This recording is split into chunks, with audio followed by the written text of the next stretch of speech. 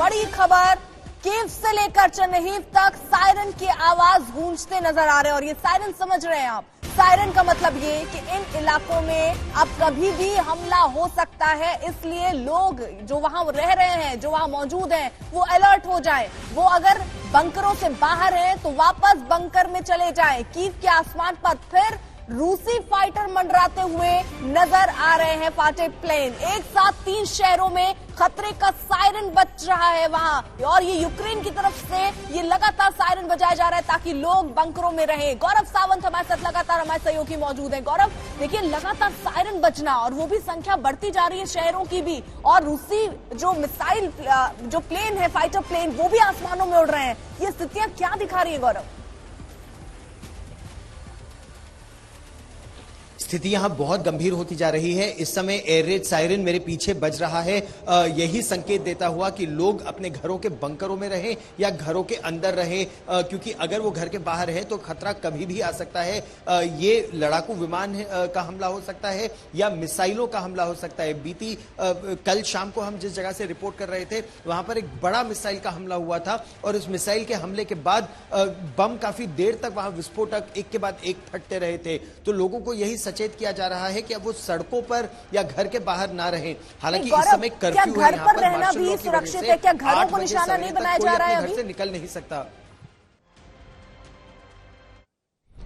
इस जगह घरों को निशाना नहीं बनाया जा रहा है, लेकिन कई इलाकों में घरों को निशाना बनाया गया है, और बड़ी संख्या में सिविलियन मौतें भी यहां पर हो रही हैं, खासतौर पर उन बिल्डिंगों के ऊपर जहां पर रूस का यह दावा है कि घरों की छत पर या बिल्डिंग्स की छत पर एंटी एयरक्राफ्ट सिस्टम्स लगाए गए हैं, सरफेस टू एयर मिसाइलें लगाई गई हैं, मैन पोर्टेबल सैम्स के साथ जवान खड़े हैं। अगर उनको अपने एरियल रिकॉनेसेंस में या सैटेलाइट इमेजरी में कुछ भी नजर आता है तो उन इलाकों को निशाना बनाया जा रहा है, जबकि यूक्रेन का दावा है कि ये झूठ बोल रहा है रूस। ये देखिए एक और एयर रेड सायरन बजा, एक और एयर रेड सायरन बजा, और ये दर्शाता है कि ये स्थिति एकाएक बहुत गंभीर लगातार होती जा रही है इस समय।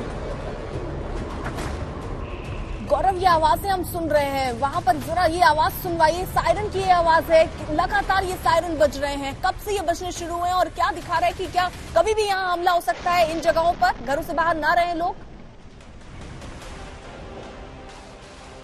जो यहाँ का सरफेस टू एयर सिस्टम है, एयर डिफेंस शील्ड है, अगर वो किसी भी खतरे को भांपती है, अगर वो खतरा इनकमिंग मिसाइल का खतरा हो या किसी लड़ाकू विमान का खतरा हो, जैसे ही इनके रेडार पर वो आता है तो एयर रेड सायरन जो शहर के अलग अलग इलाकों में है, और इस समय तो कई शहरों में खबर आ रही है कि कई शहरों में एयर रेड सायरन बज रहे हैं, क्योंकि खतरा रूस की तरफ से जो इनकमिंग मिसाइल्स है, जो क्रूज मिसाइल्स या बैलिस्टिक मिसाइल्स है, वो तो रूस अपनी ही सीमा से फायर कर सकता है, और उसी के बचाव के लिए लोगों को सचेत किया जाता है कि अगर वो बिल्डिंगों में भी है तो बेसमेंट में चले जाए। जिन बिल्डिंग्स में एयर रेड बंकर नहीं है वो पार्किंग लॉट में चले जाए, क्योंकि पार्किंग लॉट जमीन के 2 लेवल 3 लेवल नीचे भी होता है, या मेट्रो के स्टेशन में चले जाए, वहां वो सुरक्षित रहेंगे और बाद में उनको निकाला जा सकेगा।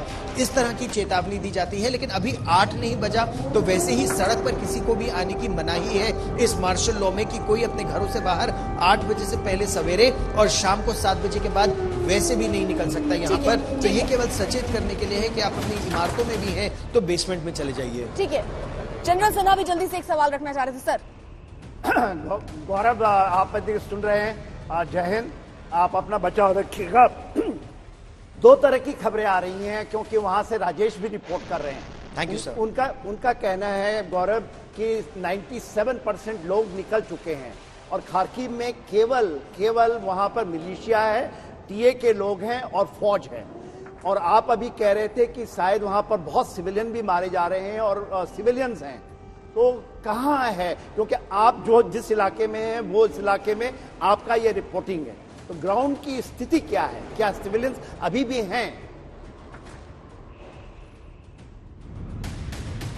खार्किव में तो भारतीय भी हैं, मतलब लगभग 1000 भारतीय छात्र छात्राएं अभी भी खार्किव में हैं और वो सुरक्षित निकलने का प्रयास कर रहे हैं। तो ये कहना कि वहां पर अब सिविलियन बिल्कुल नहीं रहे, ये एक अलग बात होगी। सूमी में लगभग 500 से 700 भारतीय अभी भी हैं और सूमी में जबरदस्त लड़ाई हो रही है। हम एक जिस रिहायशी इलाके में है कीव में, यहां पर बड़ी संख्या में सिविलियन अभी भी रह रहे हैं। आप ये सोचिए कि एक इतना बड़ा शहर, हर नागरिक तो शहर के बाहर नहीं चला जाएगा और उसके पास ऐसी जगह भी नहीं है बाहर जाने के लिए। बड़ी संख्या में लोग गए हैं, बड़ी संख्या में विस्थापित भी हुए हैं लोग, लेकिन बड़ी संख्या में लोग यहां रह भी रहे हैं। ऐसा नहीं है कि कीव जैसा बड़ा शहर अब एकाएक खाली हो गया और केवल यहां पर या सेना या लड़ाके बच गए हैं। यहां पर सिविलियन लोग भी रह रहे हैं और उनकी जान को खतरा है।